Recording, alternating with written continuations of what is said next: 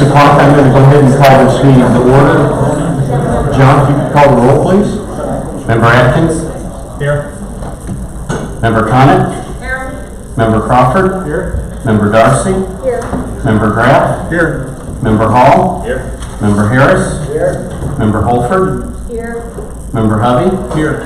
Member Emig? Here. Member Joesting? Member Longfellow? Member Mennel? Here. Member Minton? Here. Member Newhouser? Here. Member Prale? Here. Member Scortino? Here. Member Sen? Here. Member Sundell? Here. Member Wolf? Here. Chairman Zimmerman? You have quorum. We have formal new business. If we could rise for the invocation and pledge. If we could just take a moment of silence. Troy Chisholm, the Fulton County deputy, lost his wife today, and he has roots in Tazewell County. He worked the northern Tazewell County Fire Districts. Moment of silence and an all praise.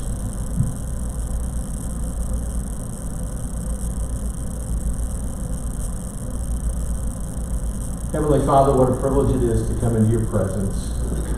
Thank you for being a great and loving God that watches over us. Lift up the family of Troy Chisholm tonight, that you could comfort them in this tragic loss. And we know that you're sovereign even in the difficult times. Thank you for this board and the fact that we can meet together and deliberate these issues. You institute government, and I pray that we can do it in a way that honors you and honors the citizens of Tazewell County. Thank you for our employees and just what a valuable asset they are. For all the citizens of Tazewell County, and we pledge to do our best to represent them well. Thank you for the rains that you've given us. Thank you for the heat and just the change of seasons. We know you're a faithful God. I lift up our agenda tonight. We give it to you, and we pray all these things in your name. Amen. I pledge allegiance to the flag of the United States of America and to the republic for which it stands, one nation, under God, indivisible, with liberty and justice for all.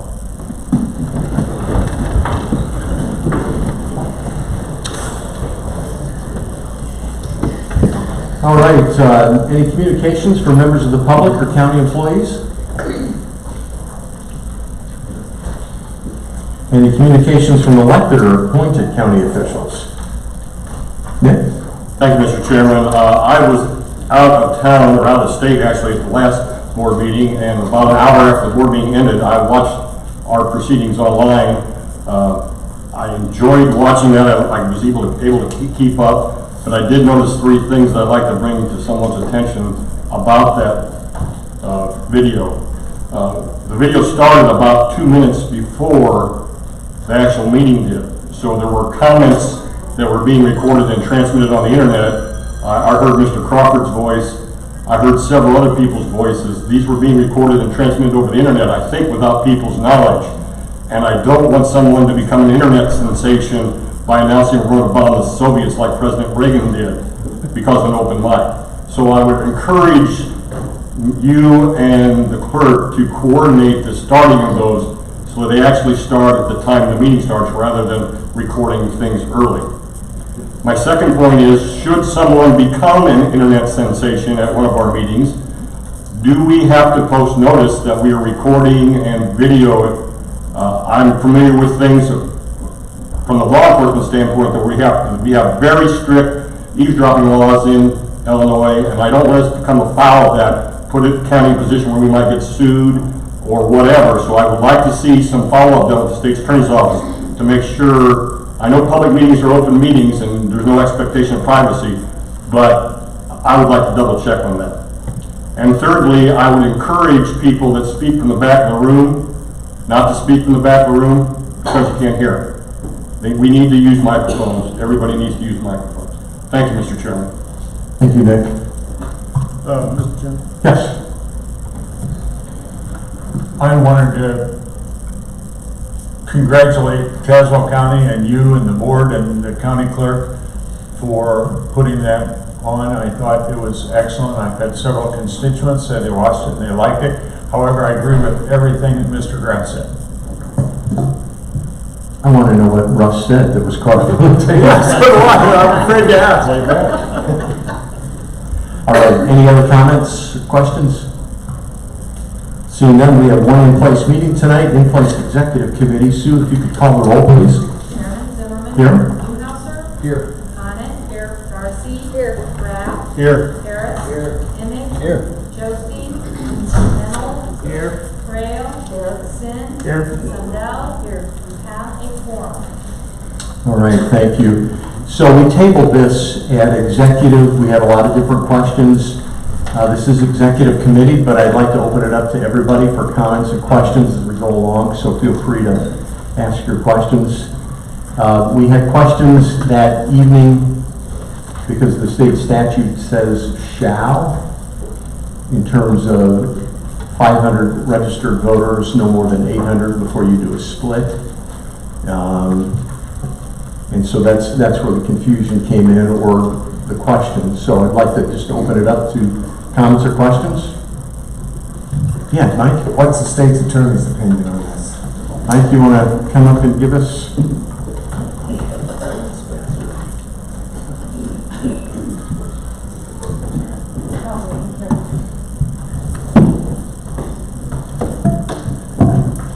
Yeah, I had only some brief comments at executive, but I had a chance to look at the case law, and excuse me. There's also an attorney general opinion that addresses the statute. So if any of you have any questions at any point, just let me know. But basically, it's Section 11.2 of the Election Code, and sorry, I had notes scribbled for myself. I have to make sure.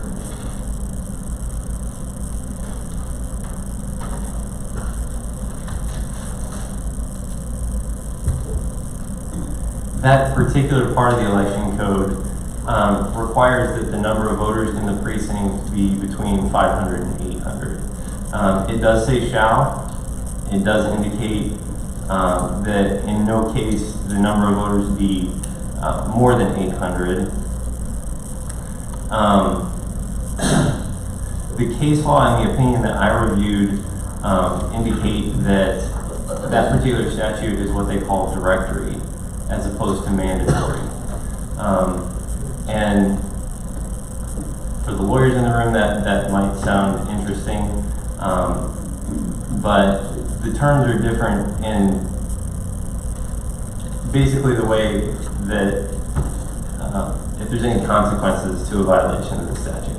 And you'll have to excuse me, I'm trying to make sure that I explain this in the simplest and clearest way possible. The case law that applies to it indicates that this particular statute is directory. What that means is not that the statute doesn't have to be followed, not that it isn't a law that should be obeyed, not that it's permissible to violate that statute. What directory means is that there isn't an immediate and known consequence for a violation of that statute. So it doesn't mean that there couldn't be a consequence. The term directory, in the sense that there's not an immediate consequence, would indicate that in this particular case, if there isn't an election result that's called into question, if there's no voter rights that are impacted, if there isn't a claim of a voter being disenfranchised, then it's, though recommended to be followed, it's not required. The courts have determined that it's a statute that is not mandatory, as many statutes are, where there's a clear and immediate consequence if it's not followed. For example, if the statute's violated, you don't receive federal funding, or if the statute's violated, you can be taken into custody. This one is directory in the sense that if it's violated, there's not an immediate and known consequence, but it doesn't mean that at some point there could not be an argument made or claim made that based on the violation of that statute, a voter's rights have been disenfranchised, or that an election result was impacted in some way. So the only way, I guess, to make sure that those arguments are not made or those claims are not made is to not violate the statute. And my best advice to the board is always to follow the law and not to violate any sort of statute. So I hope that gives you a good explanation of what the term directory means, its direction, as to what standards should be applied, how the law should be applied. But the only time, the fact that it's not followed or the fact that it's violated in itself doesn't provide a consequence. It's only in the cases where there's some sort of a claim that it's actually impacted an election or a voter's rights. Again, it doesn't mean that the law shouldn't necessarily be followed. Part of the other problem is that if there is a claim made that a voter's rights have been violated or that an election result has been impacted in some way, the county would be placed in a weakened legal position. In this particular, or the way this particular statute is applied, in some counties or in some places, you may have a situation where the precincts have a certain number of voters per precinct. And at some point over time, the number of voters changes and reaches a point where it's over 800 and they become in violation of the statute. A situation where the county is initially in compliance and then over time comes out of compliance. In this particular situation, Tazewell County is looking at redrawing these precincts and from the very get-go, from the beginning, being out of compliance and violating the statute. And I think if we were placed in a position where a judge is looking at that or has a particular claim or an argument to examine, our position would be far more difficult to defend, knowing that we had adopted a plan that was violating the statute from the beginning. And I'm sorry I struggled a little bit with explaining that, but if anyone has any questions, I can try to answer them. Mike, did you have another question? I think Mark answered it. The state's attorney's office is recommending that we stick to the statute. My best advice is always that the statute be followed, yes. Any other board members have questions? Bill? With regards to the distinction between taking action to change the precincts or merely allowing the precincts to remain not in compliance with the law, you think that there is a difference between us taking affirmative action to change the size or locations of the precincts and us knowingly allowing the precincts to remain the wrong size? Is that an accurate summation? I think there is a distinction there. I don't know that either of those is a good situation if you look at something and you know that it's in violation of the law to take no action. But I think the purpose of the statute is to have precincts within this designated number of voters per precinct. And if we take action to change those precincts and don't, I guess, adhere to what the larger purpose of the statute is, if I were a judge evaluating that for some reason, I would question why the action was taken in the first place. So is it the state's attorney's advice that we modify the precincts so that they are in that 500 to 800 range?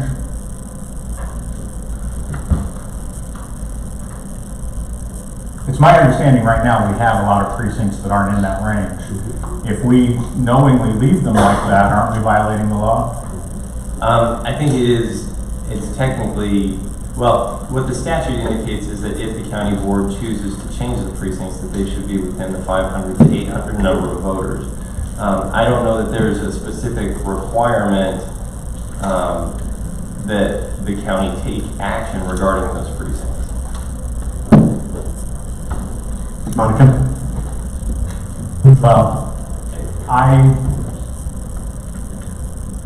in reading the statute, I think it is clear that it says it should be between 500 and 800, right? Right.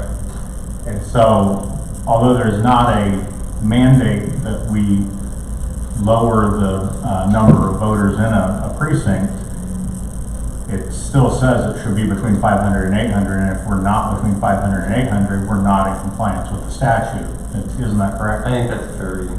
Okay. So either way, we are potentially violating a directory statute. Yeah, I agree with that. The only difference is sort of what I explained is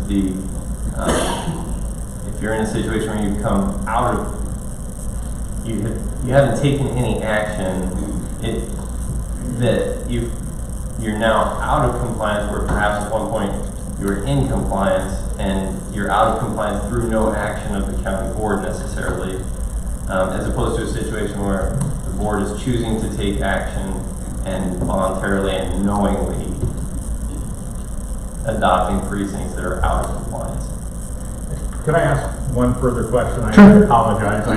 Ordinarily, when I'm going to go on like this, I say I'm going to be brief. One further question. Can you think of any way that the proposed change violates the rights of any voter? That's a pretty specific question because that's a real fact-dependent, circumstance-dependent situation where a person would come forward and say that their rights have been violated in some way. So I guess the lawyerly answer to another lawyer is it really depends on facts.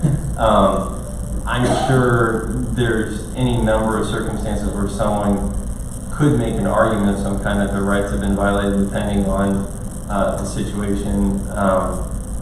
As I've reminded the board many times before, we can be sued for anything, and anyone can make an argument of some kind. Whether it passes the scrutiny of a judge or not is a different matter.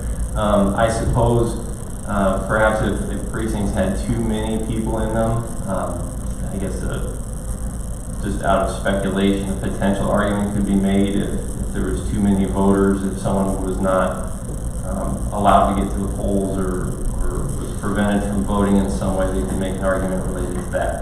That would be the first thing that would come to mind. And in those kinds of lawsuits, isn't it required that there be an affidavit from the individual showing their attempts to be able to vote, and the fact that even though they made all reasonable efforts to do so, the county clerk or other election authority prevented them from voting either because of closing down the polls too early or some other affirmative action on their part?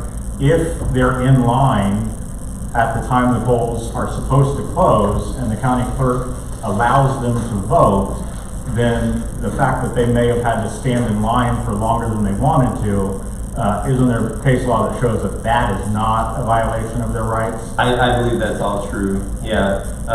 And my concerns are for the board in any case that, it's up to you as the decision makers to determine what sort of risk you're willing to take and weigh all the factors and concerns and come to the best conclusion for the county. So, though in many cases any claims or arguments that might be made could be defensible, as again, the only way to ensure that those arguments and claims are not made is to ensure that you're in compliance with the law. Thank you. Monica? Thank you, Chairman. My question, I understand what you're saying, coming out of compliance over a period of time.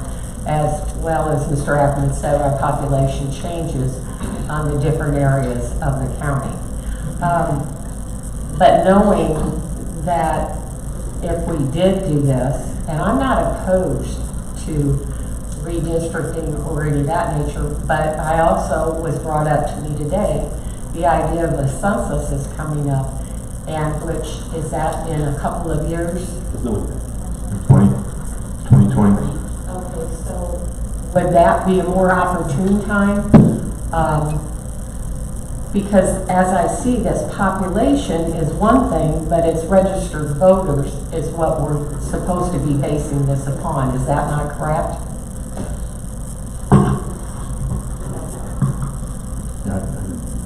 Carol and Brandon, and then I'll let you speak. Thank you, Mr. Chairman. You know, I don't know about a lot of the precincts around the county in the more populous area, but I do know in the rural area, there's precincts that they were not created to be over the 800 threshold, but they have grown. You know, the precinct was already there. And so I see a difference over creating a precinct out of compliance rather than, in my mind, the one that because of population growth has put them over that threshold. So, Brandon? Thank you, Mr. Chairman. First off, I really enjoyed hearing what our talented Assistant State's Attorney had to say. I enjoyed hearing that, and I also enjoyed hearing from my fellow member and Member Conant as well. You know, there's a lot of good thought in this room, and I think that really is a testament to the people who were elected to serve on this board. We're all thorough thinkers here. My basic question is this. I come from a philosophy that says, if it's not broken, why bother fixing it? And my question to our county clerk and also to Mr. Holly is this broken? Do we need to go through the trouble of fixing this? And I'll leave it at that. John? It is broken. We have precincts that have next to nothing, next to precincts that are oversized. Mr. Holly indicated that we haven't identified that we're over. We've identified we're over. We know that. You've identified it 4 times in the last 20 years when you voted on this. And each time you voted to go ahead and recognize that you were over. The reality is, if you want to be compliant with the law, if that's what you want, then we can do that, and we'll have that to you next month for you guys to vote on. We'll go to 178 precincts. It'll cost $100,000 more, I believe, for election judges. I gave you the numbers. And it'll cost $400,000 estimated more for new equipment, because I don't have the equipment for 178 precincts. Please note as well, you would be 9 precincts higher than Peoria County. I tried to get the letter as you requested from the state board. They don't supply letters like that. That was their indication. Their advice was to look at what the other counties in the state of Illinois, how they do. So I provided you with that information of our 5 comparable counties. And you'll see my proposal that I've submitted to you is right in line with where the other counties are at. There is no county in Illinois that I could find that is online with the state statute to a T. Because it's out of touch. You've got to realize 30% of the public vote early now. So if I had a precinct, the state law says once you pass 800, you must go below 500. Well, if I did that and 30% don't show up because they voted early, who's voting? And the census question, it doesn't have an impact on us because we have the numbers already. They're registered voters, as you mentioned. That's the only thing that impacts this. So we know where they're at. We know where they're identified. That was all part of that question that we worked out. The only other thing I'll leave you with is I did, as you mentioned, you asked me to provide either the letter or bring a county clerk that had experience in this before. Paula Helm is sitting in the back. She is not a county clerk. She was our election supervisor for 27 years under first Dwayne Gray's administration and then Christy Webb's. Paula's been instrumental and involved in this from the very beginning.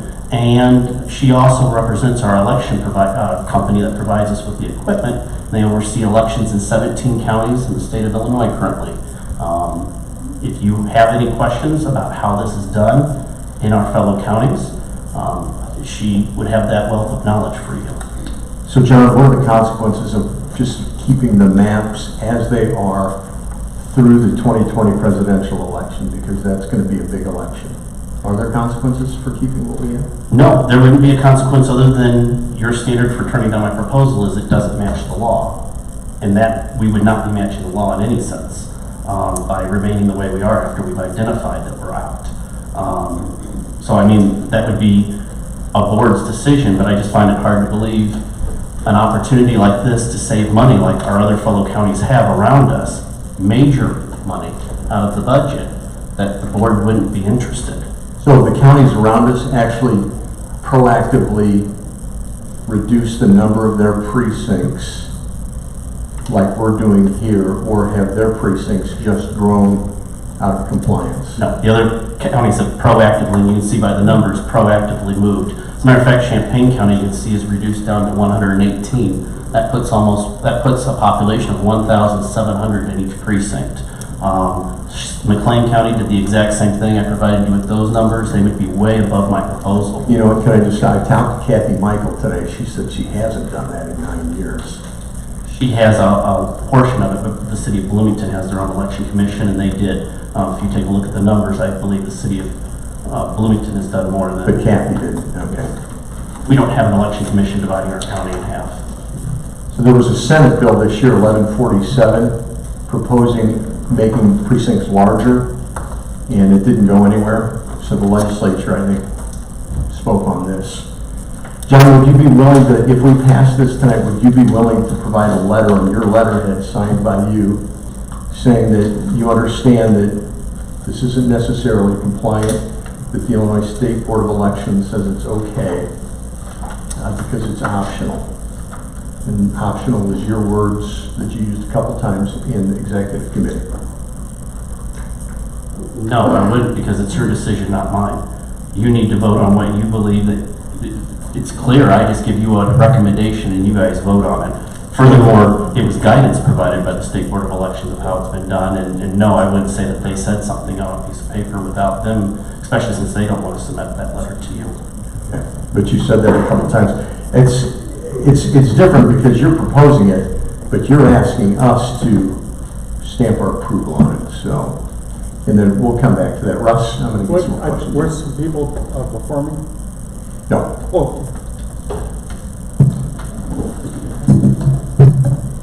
Well, first of all, John, I don't think you fully understood what Dave Zimmerman requested of you, because if you did, your answer would have been yes. He didn't ask you to put your name on the book or anything like that. He simply wanted you to send us a memo stating what we already know and what we've already discussed.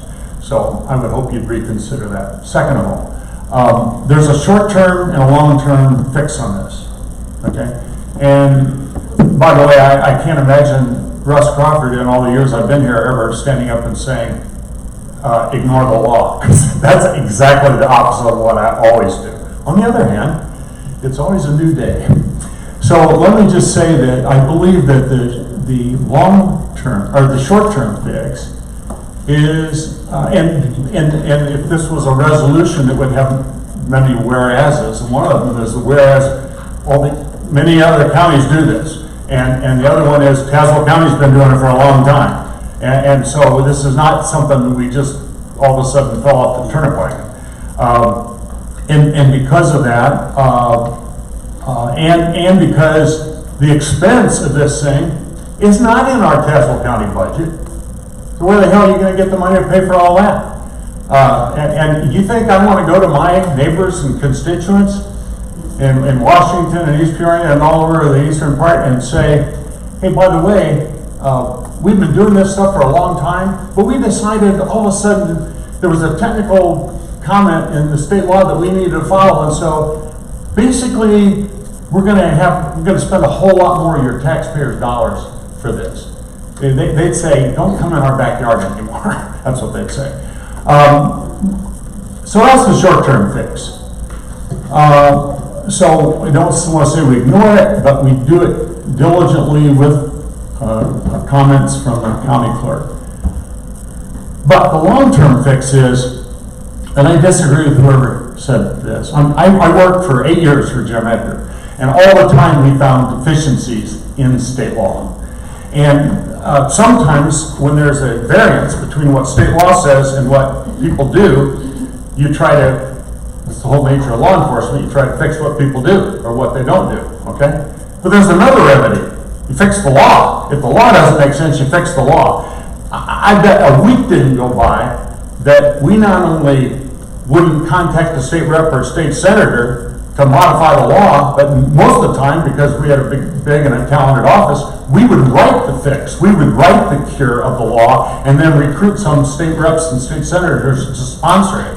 And then it would go through and we'd lobby, and the governor would sign it. So I believe that I want to encourage, I want us to work with the Illinois Association of County Boards and UCCI and the Illinois Association of County Clerks and Recorders, because I believe, you know, I can't imagine anybody who's the executive director of the Illinois Association of County Clerks and Recorders saying, well, it's okay if all these county clerks are in violation of the technical language of the law. That's insane. In fact, the first thing I do is want to get rid of that executive director. So I think there's a short-term and long-term fix, and to me, it's a no-brainer. Thanks. And that's unfortunately not in compliance with what Mr. Hawley suggested. Sort of on that topic, and maybe you'll find this interesting, maybe other people will too, but the case law that I was referring to is a case that's from 1944 that determined that this statute, or interpreted the statute as being directory. Obviously, the General Assembly had many opportunities since then to change the law, and the last version of the law is from the late 80s, which still uses the mandatory language of shall and no more than 800. So. I might remind Mr. Crawford that just a few months ago you said shame on this board for not following the state's attorney's advice. So, You know, sometimes you play ball. okay. Let's see, Brandon, Tim, and then Monica. Brandon? So my question had a second recipient. Mr. Hawley, can you tell us if our maps are broken? I don't know if they're broken. That's a determination that the county clerk and the county board have more information, and I guess that ultimately the decision to make that determination, I guess the authority or responsibility to make that determination.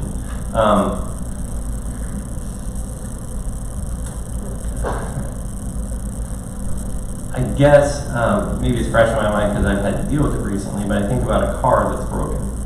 If your car is not working and it's broken, you have sometimes decisions to make. Do you want to make the repairs to that car and leave it still in better working condition but still broken? Or if your car is not working and it's actually broken, do you want to make sure that you get all the repairs done completely or buy a new car so that it's running in top form? It seems like if the law has these requirements and if it's a necessary thing for the board to address and we need to make these changes and take action, that it should be done the correct way and in compliance with the law. Tim? Just an observation of something that was brought up earlier, and I thought, I hadn't thought of this before. And we're all talking about a state law that, from the 80s you said? The latest version, basically? Okay. So, we are victims, I think, from time to time of laws that we have in the state that used to be relevant, and maybe they lose their relevancy a little bit. And they don't quite fit us. And somebody brought up the fact of early voting. And was the number 30% roughly, you said?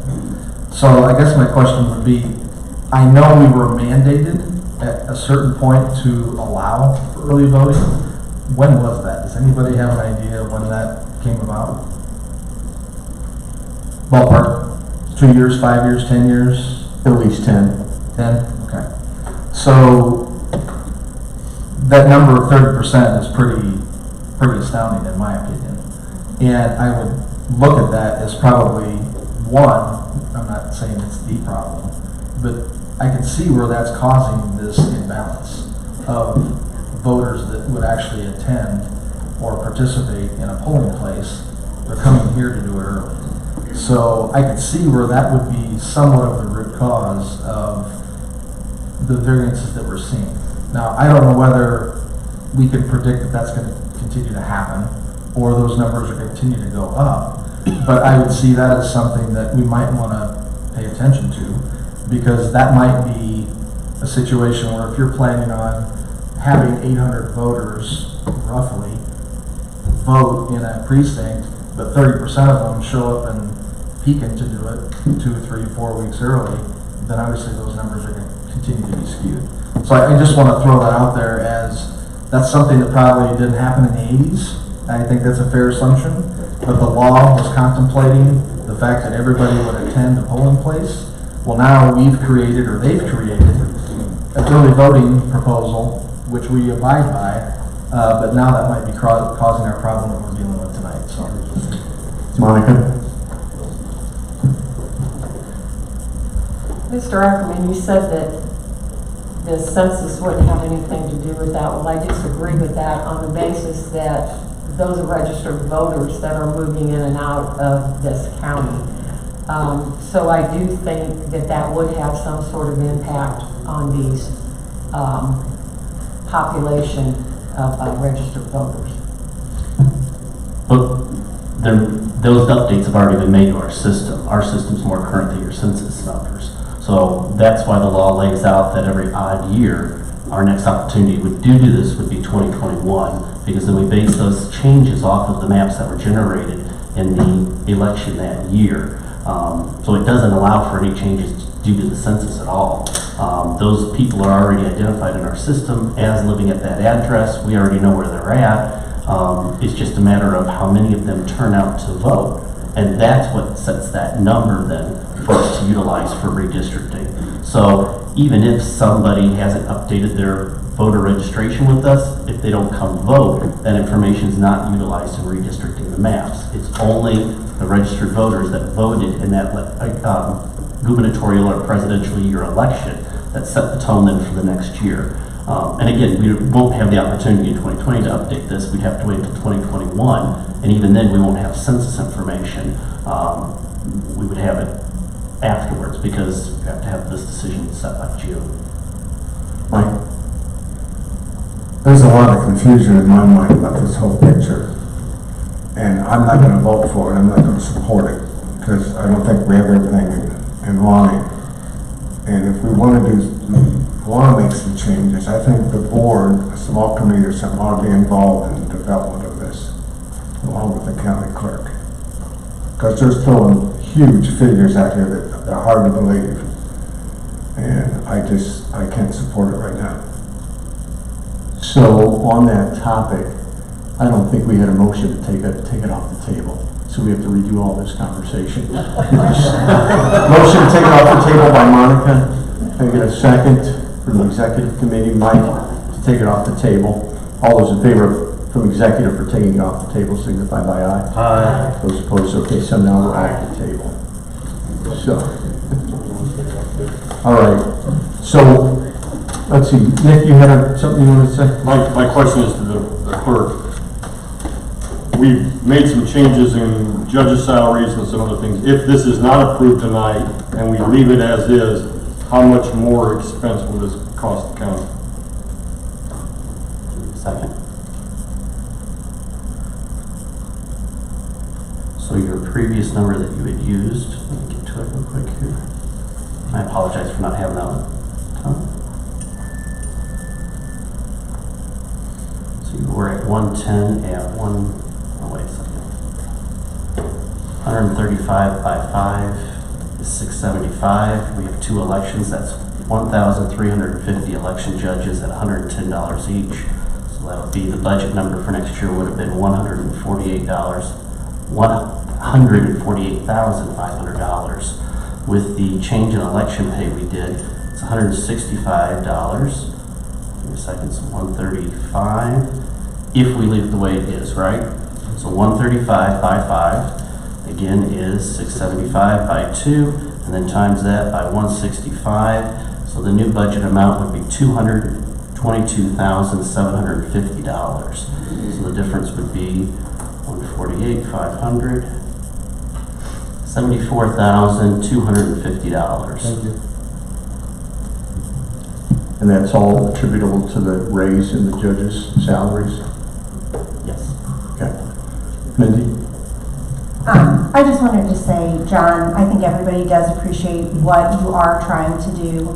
by saving the county money. Of course, that is a big focus and is something that we're sensitive to right now. So I do want to thank you and your staff for working hard to do that. I just feel like at this moment, it maybe doesn't sound like it's just advisable to do it, but hopefully we can keep looking at what we can do in compliance with the law and still make some progress. But thank you for what you've done. Appreciate it.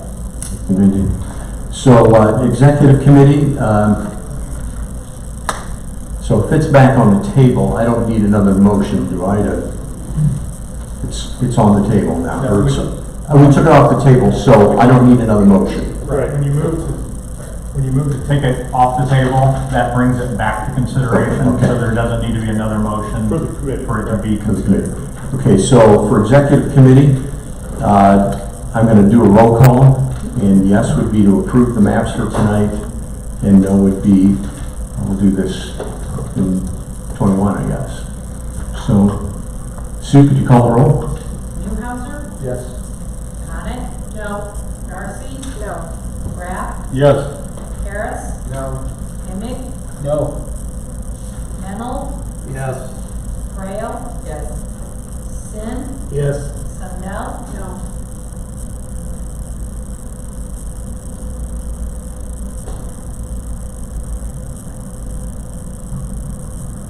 Zimmerman? Second time in 10 years that I've had to vote, and I'm going to say no. So. All right, we are adjourned from executive committee.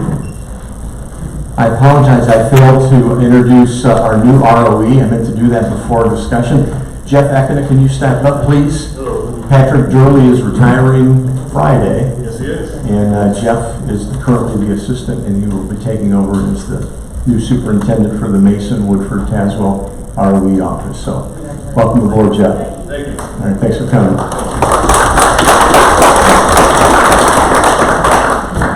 All right, can I get a motion to approve the minutes from the May 29th meeting? Motion by Darcy, second by Minton. All those in favor signify by aye. Aye. Those opposed? Down to our consent agenda. Number 10 is off. Is there anything else that needs to be pulled? Number 5? Anything, Nancy? 6 and 7. Mr. Chairman? Yes. With regards to number 10, I believe it is, what I would ask is for the board to entertain, if there is a member who wishes to do it, a minority report from those who voted in favor of passing that. I don't think it should be automatically removed from the agenda if there is a member of the executive committee who wishes to bring it forward as a minority report. We're only removing it from the consent agenda. No, it's off. It's off. It never came out of executive, so it didn't make this agenda. I thought we were pulling resolutions from off consent. No, 10 is...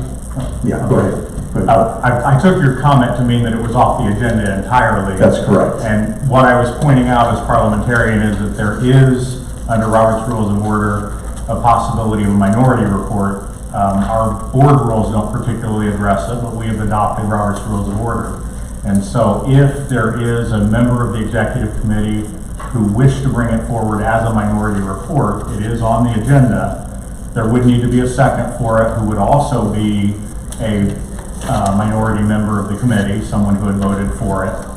But if there are two members who want to move it and second it, I think it should properly stay on the agenda.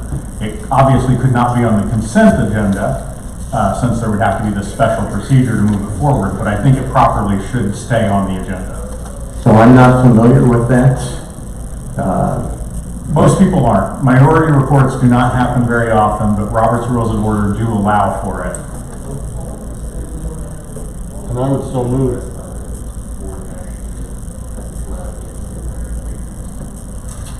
So Mr. Hawley's saying that our board rules say that anything to be considered needs to come out of committee. And it has been considered by the committee, and the report would acknowledge that it had been defeated in committee. However, it still would come forward for discussion and potentially for a vote if I understand Robert's rules correctly. It has gone through committee. It's not a question of it not having gone through committee. I believe the board rules, and I'm trying to locate them. I believe the board rules indicate that anything to be considered by the county board has to actually be passed out of committee, not just considered a committee. But again, the board rules are the board rules. If there's a desire to suspend the board rules, the board has that authority under their rules too. Wait, Tim and then Russ. My only question was, if that is done, then is the vote then of all 21 board members up or down based on, all 21 members would vote then, right? Correct, okay, that's just my question. Vote to bring it forward? It would require, for a minority report, you have to have members who voted in the minority, the ones who failed. Right. Actually, the ones who voted yes, right? Right. Yes. And so you have to have both a movement and a second who were in that minority. Right. They then bring it forward, and it is another procedure for something to move from committee to the board that committee is a part of. In this particular case, I believe that if we had a movement and a second from executive committee, that would be in compliance with Robert's Rules of Order, which we've adopted, and in compliance with our own rules, in that it would have been considered by committee. As I interpret our rules, the requirement is that it be considered by committee and that it come from the committee. Our rules do not say that a minority cannot report it out of committee. Our rules are silent with regards to whether it has to be a majority or a minority report. And that's why I'm relying on the Robert's Rules minority report provision, in that there has to be both a movement and a second who are in the minority. So this is new to me. I've not addressed this in 22 years or seen this. This is only the second time that I've addressed it, and I advised county boards for 20 years. Okay. Mr. Chairman? Yes. I want a new title. I want to be called the Tazewell County Board Historian. Because we did this before as a county board. It was 1977, as I recall, and I was on the county board. And we filed a minority report. And every single thing that Mr. Atkins said is correct. So I won't repeat them all. But they're very important to follow them all. Because if any of those are not followed, it's not a proper minority report according to Robert's Rules. I agree with Mr. Holly a little bit, because in 1977, when we did this, there was no discussion of whether, and I don't know what the board rules said in 1977, quite frankly, but there was no discussion that the minority report under Robert's Rules was at variance with our county board rules, which called for whatever it called for to come out of committee. So there was no discussion of that, so the minority report held sway. The minority report ended up failing because we were all so excited about some parliamentary procedure that nobody on the board, the average age was about 80 back then, I'm getting close to it, but I was 25 then. And the minority report, we were so excited about it that it failed to receive a second bill. And so the county board chairman ruled it out of order for lack of a second. So we didn't really get to vote on it. This, to my knowledge, is the second time that in all those years we've done it.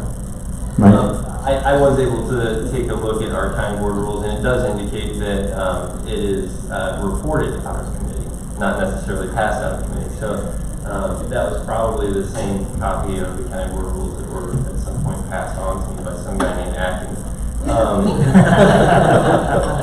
But I believe that is correct. It's reported out of committee rather than requiring to be passed. And if it's reported out of committee, it's eligible for consideration on the full agenda. Okay. So we would vote on that, assuming there's a minority. Yeah, it would require, when it came time for that to be acted upon, that there be a movement and a second who were both minority members of the executive committee. In other words, individuals who had voted in favor of it passing in the executive committee. Right. And I would recommend if we do that the chair verify with the maker and the second that they actually voted yes? Yes, that they voted yes and lost in the executive committee. Okay. But are we still pulling the resolutions? That's what I we think were we doing. are. I think I interrupted that. My apologies. We'll come back to that one. So right now we have 5, 6, and 7 pulled. 5, 6, 7, and yes, not 10. Okay. I'd make a motion to approve the consent agenda for the rest.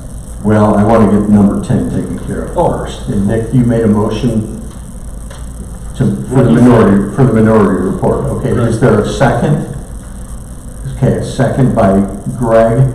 Does that involve a vote then? Well, no, they simply are reporting it. There will be a vote by the full board, but it does not require a vote for the minority members to bring it forward. Ordinarily, there would be a written report to be voted on, but because of the way that this happened with it being in place, I assume that there has not been such a report prepared. But it would be essentially the same as what ordinarily would be presented with something that had passed, only it would be signed by the movement in a second as a minority report. Okay, so we have a first and a second. So number 10 is back on the agenda, and that will be pulled also. And they were both yeses. Sorry. So they were both. Yeah, they were both, yeah, Greg and Nick both voted yes. Okay, so Russ, you made a motion for the remainder? Yes, sir. Okay, can I have a second by Sundell for the rest? All those in favor of the consent agenda signify by aye. Aye. Those opposed? Can I get a motion for the appointment of Mark Berg? Motion by Prail, second by Khan. All those in favor signify by aye. Aye. Those opposed? Motion passes. Okay, back to our agenda. Item 5, the budget parameters. Can I get a motion to get this on the floor? Motion by Newhouser, second by Wolf. Greg, did you pull this? Yes, yes, I did. I was wondering, I got it in front of me, but I was wondering the differences between this year and last year's. The major differences, so I added the word total commodities and total contractual in the first 2 lines.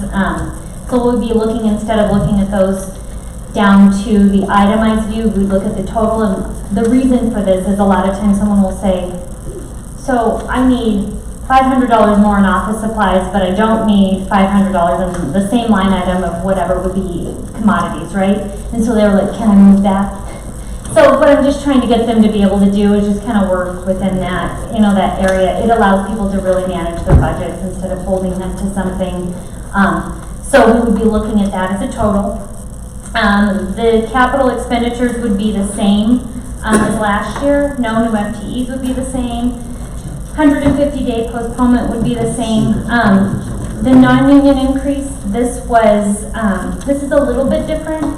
We did do a 1.5% increase this year for non-union, and then what we're adding in is, if you remember, there was a policy statement that we had done that for performance, you can, non-union employees can receive up to 2%. It's contingent upon funds. So how we will do that this year, we will put that into the budget, and assuming that the board is comfortable with it or we're not having to cut, then that stays in, and then that shows you that it's contingent, because we've never had a really good way to show you that. So this will allow us to show you that. Part-time hours change a little bit, and the reason for this is that every year for as long as I have been here, we've said no increase in part-time. The problem is there's an increase in dollars that go to that. So what we're basically telling people is no increase in part-time hours. So we're crunching them down on these hours, because what they have to do is cut the hours, which becomes kind of a strain. So in this year, we're trying to, one of the things we were doing last year is allowing for part-time more, because then you're not paying benefits and all of that. So if you're crunching them down on those hours, they can't meet the office demands. The property tax levy is the same that you guys had approved last year. And then the only thing that will be different on this is everybody always kind of reports out what their deviations are in terms of what they did, but we'll do a report so it's clear for the board. So when you get the budget, what you will also get is each department will complete it, so you'll understand why. Why didn't I meet those things? Because sometimes you can't. Next year, the county clerk is going to have 2 elections, for example. He's going to explain that in his, this year we had 2 elections, last year we didn't. And that's kind of a common practice, but it allows you guys to have a better idea to what these fluctuations are, have it kind of in writing so you can reference back to it. Any other questions on the parameters? Yes, Nancy. I'm on my soapbox for just a minute here. I appreciate what the committee has done, what Wendy has put together here, and that is naturally what we want to do, is to stay within these parameters. I'm just going to suggest that HR will do its best to encourage staff to keep within that 150 days. But as you know, I will probably be coming back with people who are the exception. Just wanted to let you know. I'll do my best. All right, thank you. Any other questions? All those in favor signify by aye. Aye. Those opposed, motion passes. HR 1916, can I get a motion to get that on the floor? Motion by Prell, second by Sundell. Nancy, you pulled this?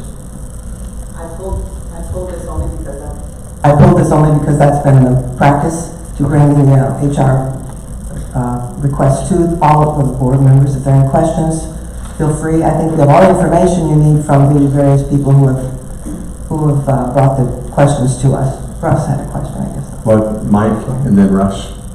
Yeah, I've been absent, so I'd like to hear why we need the extra bodies. I thought, we had a rule of no new hires. Why is there a need? Is there a need? And did we follow our position evaluations, the salaries within the salary schedule? How do we fund the extra money? What funds are going to do it? And I'd like to hear that. Just a quick overview, as it was explained to me by the judge, and then there are people that know better than I. We're on number 6, right? That's correct. So, meth is making a resurgence in Tazewell County, and so more children are being pulled from their homes, and so the juvenile court's going from 2 days to 3 days a week.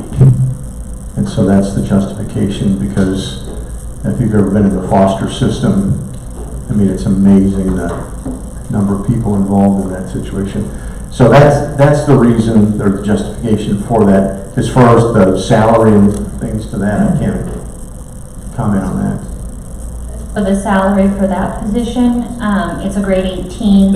It's within the minimum to the midpoint of that grade, which our policy says you can hire within the minimum to the midpoint.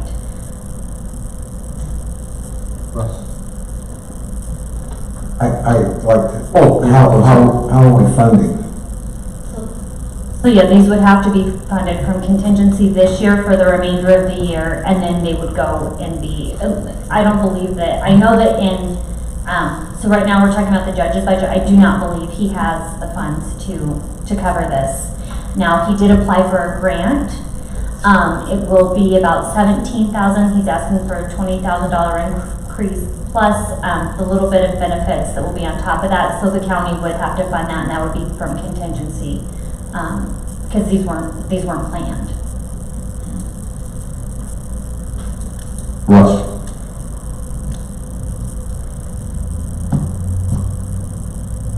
Well, I had every question that Harris asked, and I'm not satisfied with the answers. This is the wrong time for a judge to be moving from part-time to full-time. I mean, whoever judge is doing that, now, I love them all. They don't have a clue what's going on with our budget. And even though it's a serious issue, they could get some more part-time, and we could even promise to move them to full-time when we loosen up our HR policies and the economy gets better and our budget gets better. But this sticks it in the eye, like you like to say, Mr. Chairman, of all these department heads and all these county officers who are working day in and day out to not add that person, to get by with part-time instead of full-time, to do what they're doing. And there's a lot of county officers, and some of them are in this room right now, who are doing things that we as a board don't realize, because I've been a county officer. And you're in there every day, all day, making those tough decisions to try to get the most value for the least tax dollar. And it's not easy. And I'm going to vote no if this gets to the floor. Thanks. Monica? Chairman, maybe it would be helpful, I see Mr. Taylor's here, if he would have anything, he handed out a pamphlet at our committee meeting, how this has exploded in the county in front of the judges. Luke, is this your issue, or is it the next one, or can you speak to this one? This is not technically my issue, but I would love to speak to it, and because it does impact me very much.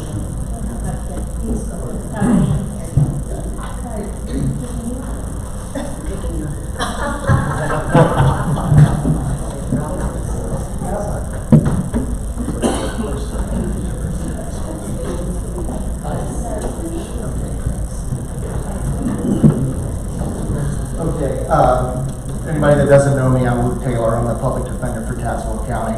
And I did, thank you, Councilmember Conant, I did bring some paperwork to the committee meeting and provide it to everyone. And what it was is a pretty simple document that shows over the past about 6 years the changes in the numbers for these particular courtrooms.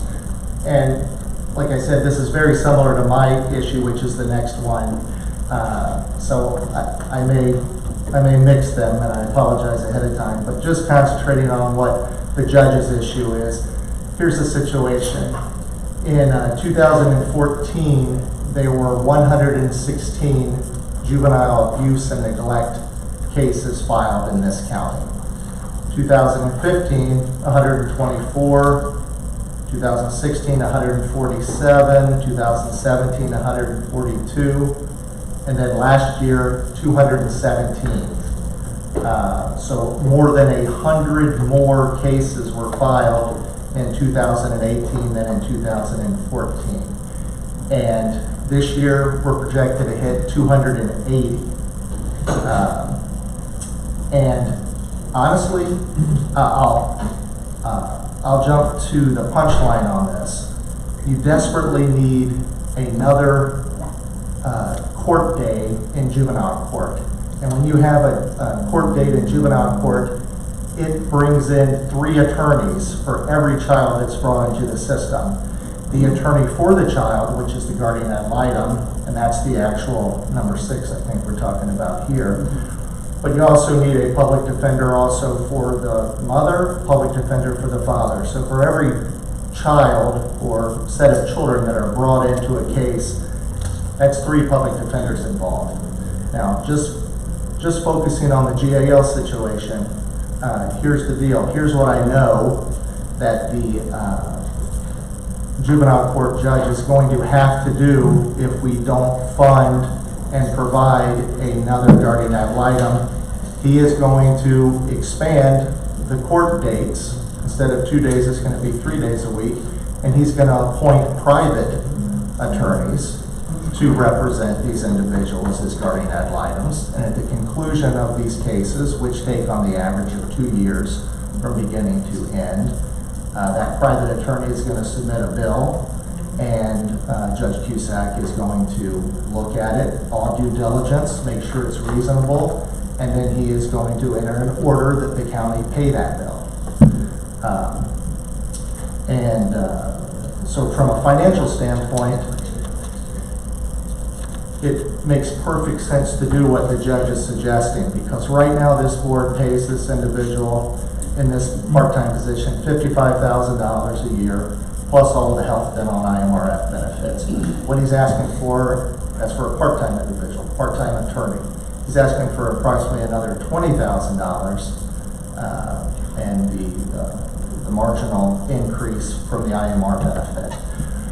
So essentially he's asking for another $20,000. I assure you all, if this isn't passed and Judge Cusack has to go the hard route, which is just appointing private attorneys to do this at private attorney hourly rates, it's going to cost the county a lot more than $20,000. That's just the financial part. The more important part is we're talking about at-risk children, the worst at-risk children.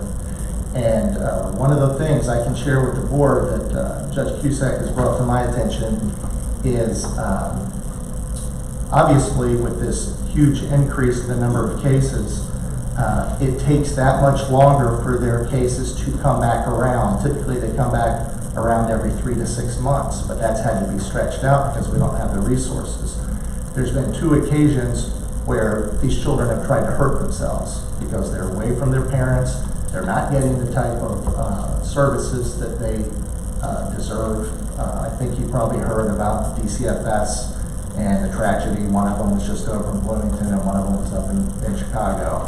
And we desperately don't want something like that to happen here. So I tell you, I assure you that the judges that are involved in this recognize that this is the wrong time to come before the board and ask this, but they can't be held responsible for the fact that we've gone from 116 cases to 280. How much is that? I didn't do that math, but I suspect it's around a 270% increase with the same number of part-time attorneys handling it. So that's what I have. Nancy? Thank you. Luke was very helpful at our committee meeting as well, and I think you all understand the situation we're under. It might be dollars, but it might be saving dollars in the long run, but if it's helping these kids, we have to trust these guys and their opinions. So please vote yes on this. Yeah, just a little more insight. Again, we're talking about 6 right now, but 6 and 7 pretty much go hand in hand. But when Judge Reisinger and Mr. Taylor approached me earlier this month regarding, they came to finance first because it dealt with dollars, right? But through the discussion, we knew this was going to be an HR-related issue because of the fact that we have to approve it through HR. But one of the questions that I asked was, what is causing the increase in the caseload to the tune that it's exploded? And, you know, there's a number of things that go into that, but 2 of the things that seem to rise up to the top are the fact that the last 2 years, we've had a state budget that's been approved on time. And because of that, DCFS has been fully funded, meaning they can fully do their caseload. They've got enough people to do that. Well, with regards to them doing their job, what happens? More of those cases end up in the courts. And then the other thing that I think is pretty obvious to everybody is there's been an increase in meth in Tazewell County, drugs. Well, when you have the mom or the dad or the mom and the dad in trouble for drugs, who gets affected? The kids. And so when you bring the mom and dad to court, the kids come into court, and we've got to deal with them in a separate courtroom with a guardian ad litem to protect them, to protect their rights, to guide the system. So that's the reason, those are a few of the reasons for the increase. I also did a little check-in with our friends from Peoria County. We've got a good friend of mine over there that's a judge who happens to work in juvenile court in Peoria County. And they're seeing the same thing happen over there. It's not just Tazewell County. It's a systemic issue that's happening in our culture, and we aren't getting any help from the state or anybody to do the work, but their work's got to be done. And so the reason that Mr. Taylor and Judge Reisinger came now, they both, and I do want to applaud them, they were wanting to wait till budget time to bring this issue to us. But with the way things are going, every week, every month that goes by, the problem just exacerbates itself. And as Luke said, the tail to these cases is longer than a regular type of a case because they're special, they've got to be handled a certain way. So when you're adding 100 cases a year, and you've got the 280 from the year before, that just compounds itself, and it's just not, that math problem doesn't add up.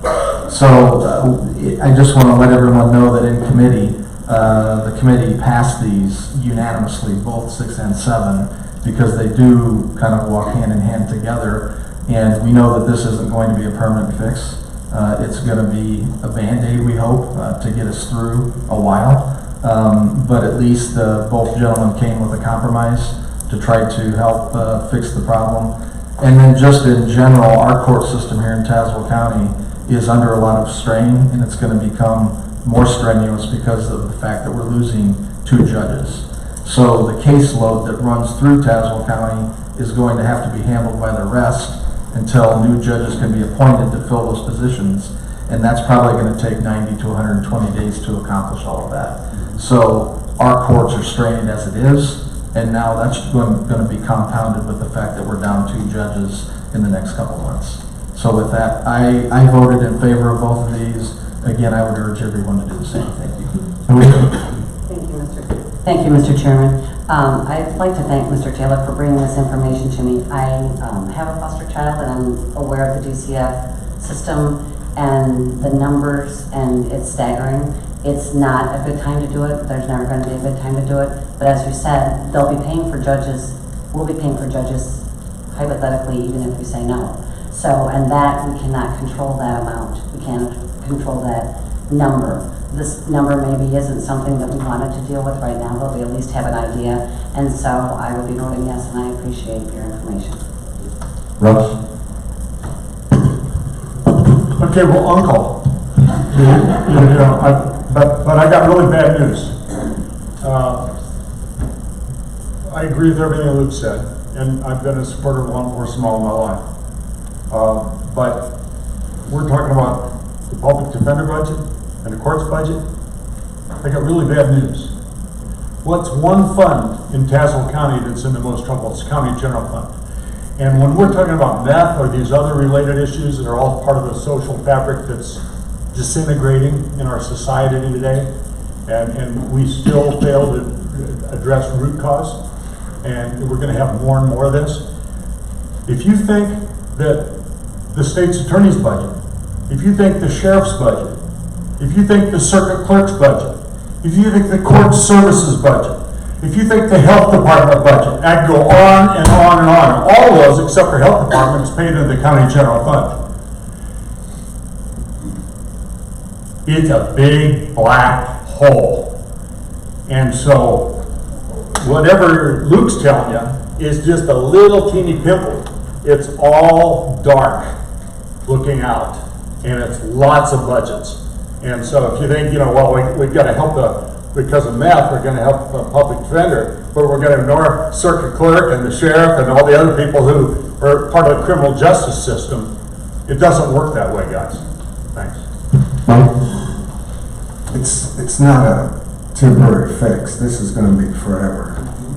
And it might even grow. But is that the only option that we have, is to hire full-time or be threatened with triple time or whatever? That's an excellent question, and I should have mentioned this before. As it works right now, my office, the public defender's office, provides the parents, the 2 parents' attorneys, and the guardian ad litem. And I do that, and I have people that do that every Thursday and Friday. The suggestion here is we add another court date being Tuesday, and these new cases, not the 300, 400 that are pending, but the new ones that are filed take place on Tuesday. And we need another 2 parents' attorneys and the guardian ad litem. Usually those 3 would come from my office. Luckily, I have one full-time public defender that can take on that extra load as one of the parents' attorneys. Normally, I would have been here asking for a new part-time guardian ad litem. Starting salary has typically been about $45,000 a year for new public defenders. And I would have been asking for another $46,000 for the other parent's attorney. But Judge Reisinger actually came up with the idea of, hey, I, Judge Reisinger, we the courts, we have this guardian ad litem that the county already pays, that they don't do this stuff for the public defender's office. They do other stuff that they're obligated to do. So he came up with the idea, why don't we turn that part-time position at $55,000 into a full-time position at $75,000, so a $20,000 difference. Then I wouldn't have to come to the board asking for the new guardian ad litem at $46,000. I think that's really important. And if I can just briefly segue into the next one, which is my request. So I still have the issue of providing a new attorney for one of the parents' attorneys. I don't have to worry about providing the guardian ad litem if the board sees fit to approve the Judge Reisinger's request. But I do need to cover the concomitant explosion in felony cases. Because last year, and that's why we didn't come, last year we prayed was an anomaly. Last year we exploded up to 858 felony cases filed. That was more than the number of felony cases that was filed in Peoria County. That's right, Tazewell County had more felony cases filed in Peoria County. Now thank God there weren't nearly as many murders or serious gun cases, but every one of these, 97% of these cases, we have to provide representation to. But it's not an anomaly because when I did these numbers about 3 or 4 weeks ago, we were on track to have 783 felony cases this year. And the last time we had that number was 786 felony cases filed in a year was in 2006. And that year, we only had 99 juvenile cases filed. This year, we're going to have about 280. So the main point I wanted to make, the most responsive to your question, just escaped my mind right now, to be honest with you. I know what it was. I misspoke in front of the committee back then in 2006 when we had that huge number of felony cases. I said there were 18 assistant public defenders. I did some checking between then and now, and there were 19 assistant public defenders. Now we only have 12 assistant public defenders. I mean, trust me, we are stretched as thin as we can possibly be. I found correspondence from Fred Bernardi, my predecessor, to Judge Corey from 2013. He indicated that we typically, every felony public defender had, on average every month, 29 felony caseload. Now it's well over 50 cases that each of us handle. And we've done it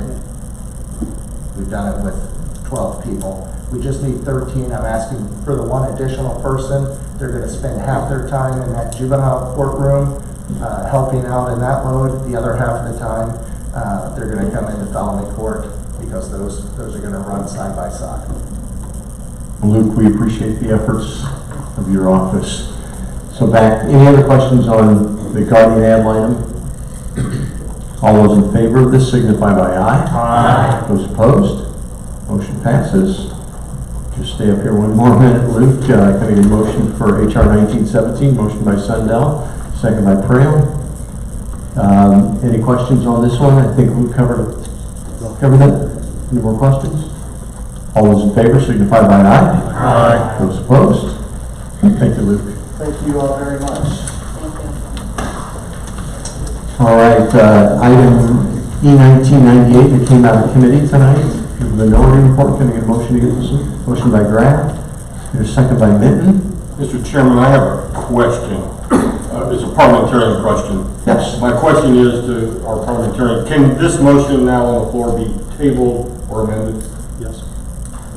It would be the same as any other motion that comes before this board. So tabling, amending, anything that could be done to a motion that came out of committee as a majority report can still happen with this. Mr. Chairman, I would move that this be tabled to our next full county board meeting simply because we've had a lot of material thrown at us tonight.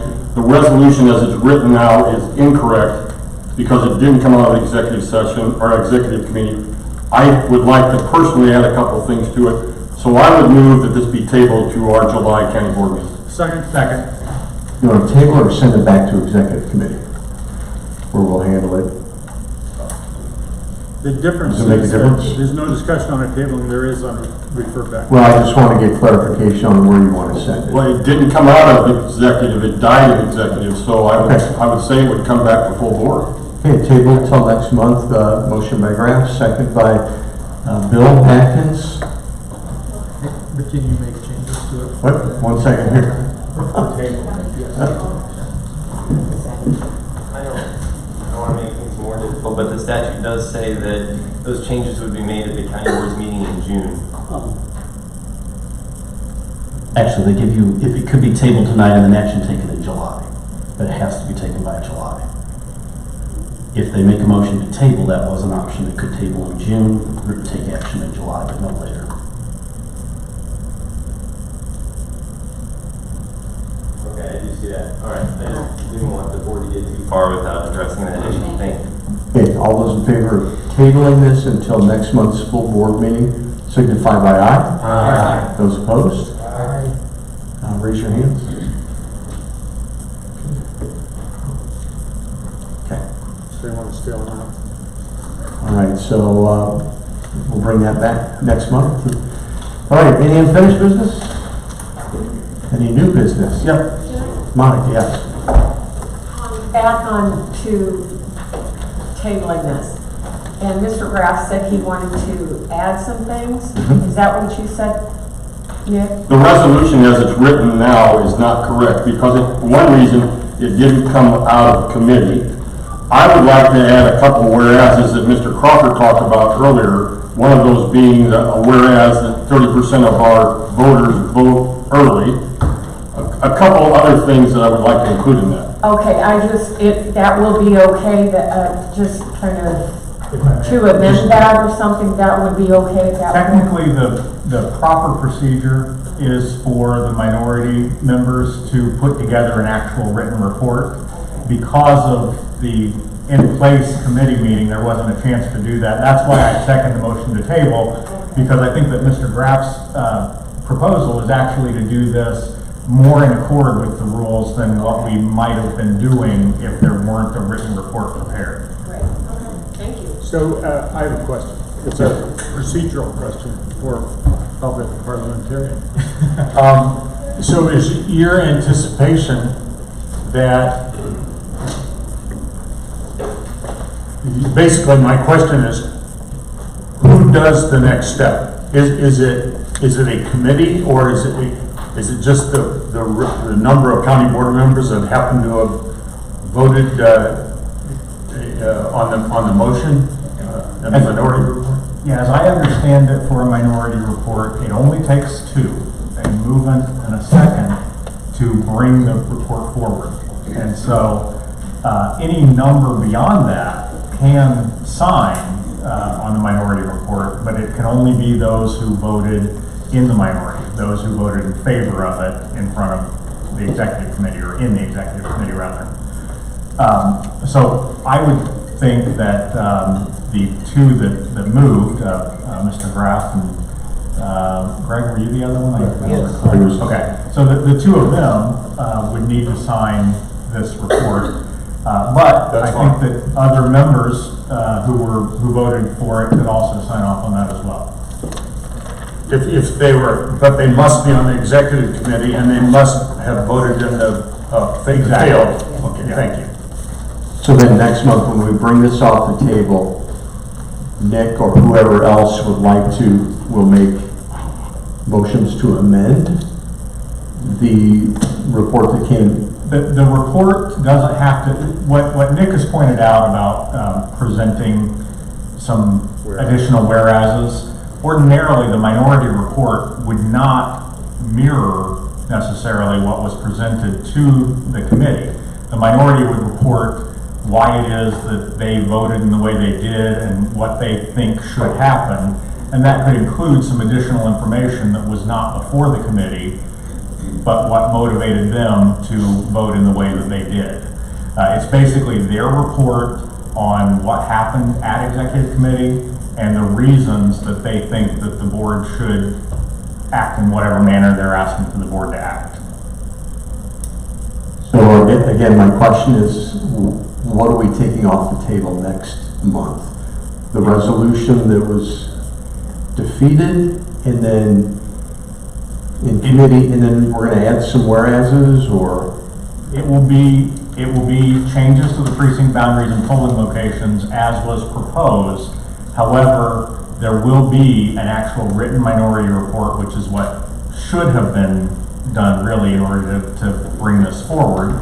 But because of the fact we had it in place, there wasn't time to prepare that.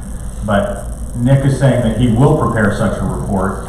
It'll still be the same action to be voted on, but there will be the report from the minority members as to why it is that they believe that it should be acted on positively. And will we receive this It before the meeting? It should be presented. I cannot recall what our board rules say, but I believe there is a period of time, something like a week prior to the board meeting, that it should be presented for inclusion in the board packet. So it should actually be a part of the board packet in order to be properly before the board at our next meeting. Russ? Well, you covered 90% of what I wanted in terms of timing, but I have one remaining. If it's just in the packet with the number of days prior to the board meeting, there's very little time if a board member is reading that for the first time and has either an objection or an additional recommendation in order to secure their vote and more support from the county board. I would like to see it in the eyes of all the county board with enough time that they can respond, and the maker, whether it's Nick or whoever, has a chance to consider that and modify their recommendation. Because it's all about, we're running into a deadline here, and the county clerk's not going to be able to do their job so we need to make sure that we've got it in the best, I don't know how to say this diplomatically, but with the most votes possible in order to support things. Mr. Chairman, may I respond to that? Yes. I agree with what you're saying, and I was giving advice based on my understanding of the parliamentary procedure involved. I hope that Mr. Graff will be able to get what he's proposing to us well in advance so that we do have sufficient time to think it over, and if there are any others who voted in the minority who want to add to it, that can be done. And I apologize for not being able to tell you what the actual time frame is in the board rules. I should have had that, and I apologize for that. But I didn't want to tell Nick that he had to do something any sooner than what he actually has to. I think that's a great idea as a supporter of this idea. I appreciate your comments, but that's really a matter for when Nick can get this put together, and Nick, I'll gladly help in any way that I can, although I can't sign off on it since I wasn't on executive committee. So we're going to get that, and then that's what we'll vote on. Yeah, it should still have the same action to be voted on. The only thing that will change would be the whereas, the reasons for the action. That would be the only difference. So we don't have minority reports every month because, I mean, we run on a committee structure. I think we need to respect that, but I understand that. So, and Mr. Chairman, I brought it up only because it is a very little known parliamentary procedure. I wasn't sure that the minority would know that they could do that, and I certainly hope it's not something that we do regularly. John? I just wanted to mention that a couple comments have been made about this might have been better done if there had been a committee with board members on it. I do want to remind the county board that my original recommendation to the executive committee was the formation of a committee to sitting on the I'm easement. gonna stop you there. I mean, that's water under the river.